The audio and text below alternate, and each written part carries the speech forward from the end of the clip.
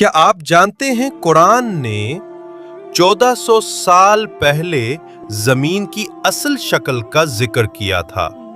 सूरतुन नाज़ियात आयत 30 अर्दा बाद दालिका दहाहा, और जमीन को उसके बाद फैलाया। असल अरबी लफ्ज दहाहा का मतलब सिर्फ फैलाना नहीं, बल्कि इसका एक मतलब अंडे जैसी शक्ल देना भी लिया गया है।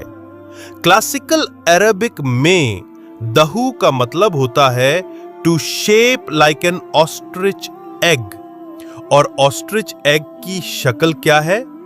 ऑब्लेट स्पीरोइड, यानी जमीन जैसी। आज की मॉडर्न एस्ट्रोनॉमी कहती है जमीन परफेक्टली राउंड नहीं बल्कि थोड़ी सी चपटी है। उसकी शक्ल एग जैसी है, जो इक्वेटर पर फैली हुई और पोल्स पर दबी हुई है। नासा जैसे स्पेस रिसर्च इदारे इस बात की तस्दीक करते हैं, लेकिन हैरत की बात यह है कि कुरान ने यह हकीकत उस वक्त बताई जब ना टेलीस्कोप था ना सैटेलाइट।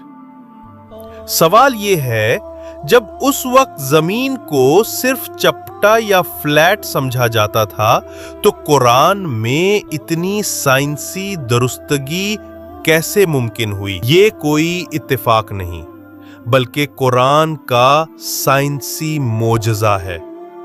ऐसे मजीद साइंसी हकायक जानने के लिए सब्सक्राइब करें कुरान एंड साइंस, जहां ईमान मिलता है जदीद इल्म से।